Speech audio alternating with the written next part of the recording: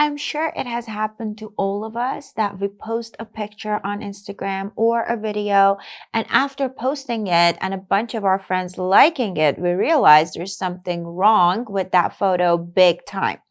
In this video, I'm going to help you fix it.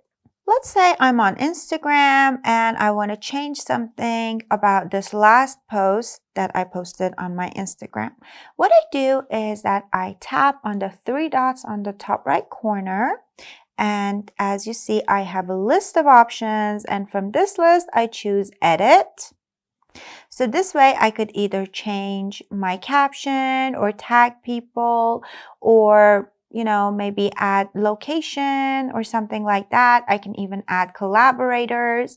The thing is, I cannot really make any changes to the pictures itself, like maybe changing the filter or edit the colors or anything like that. These are the only changing options that Instagram lets me have. And you and I both wish we could make more changes to those pictures, but Instagram hasn't done that yet. So I hope they watch this video and take action soon enough.